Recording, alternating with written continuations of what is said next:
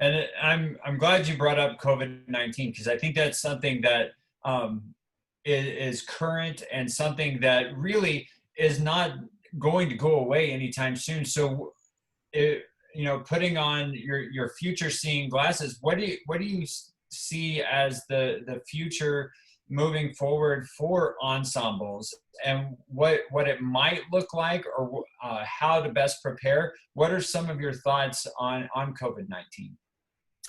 So I know we were just talking about this before we got started today. And first off, I'm going to say I'm so respectful of everybody that's working right now and being creative and trying to find different ways to cope with this pandemic. Obviously, this school year is over. So as we look towards the future, I think school districts are really going to try to start with some semblance of school. At Green Valley, we had a really thriving chamber music program.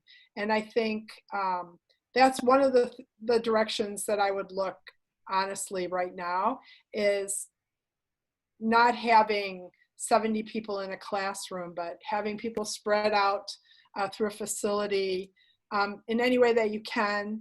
And I think one of the things that made our band stronger was the fact that kids participated in this chamber music, and it makes them better players.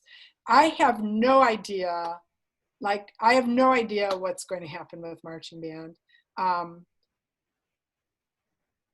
My thing is, no matter what happens, we shouldn't lose track of the idea that what we're doing and why we're doing it is more important. So if we can't have 100 people in a class, so be it. But let's still do it. So I think we want to make sure that we can salvage music education in such a way that it's going to be palatable for the community and still entice kids to do it. And then as we're doing it, still finding creative ways to help kids grow. Absolutely. And I think what I would add to that is that we just have to become our strongest advocates. And so, developing our skills to be able to advocate why we do what we do, and the importance of music, and how it looks different and how it is different than some of the other disciplines that are also being talked about as we look at, reopening schools. And so I think your idea also of chamber music is huge, is that there's such a large repertoire out there that we can really dig into and develop. And so trying to be creative with how we approach using the facilities that we have to be able to work on those musical skills, but maybe not look at them. And I'll reference something that you said earlier, that, we've been doing the same thing the same ways for so many years, and not necessarily routines, but just, we've had bands in schools, large bands in schools since the early 1900s. And now all of a sudden we might have to look at it differently. And so that changing of gears is going to be challenging for us. But going back to your original comment, I think I want to highlight that again, is that we can't lose sight of what we teach and how we teach it, and knowing that music is really what we need to focus on, not necessarily always the vehicle by which we experience the music.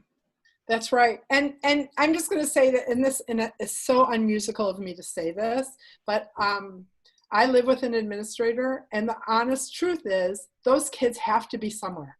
They have to be in a class. If they're not in a band class, they have to be in front of some other teacher.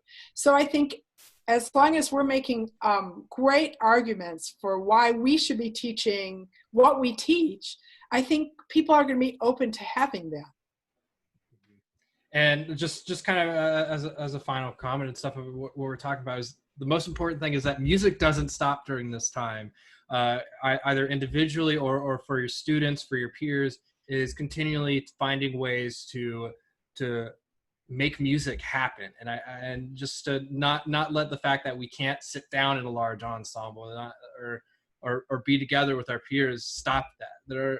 fortunately we're in a world to where there's a lot of great like technology available to help us reach out to friends, to help us share music, to help us listen to music and everything, and just continue to show that to your students as well. It's like music is everywhere. Even though we might be stuck at home, have a concert for your parents or whatever. Just pull out your horn and play whatever you have in your method books or whatever you might be working on, and just continuing to play music. And I think just everything that we've talked about today, with just establishing being a leader, and just the importance that music is in the lives of our students and of our peers and colleagues.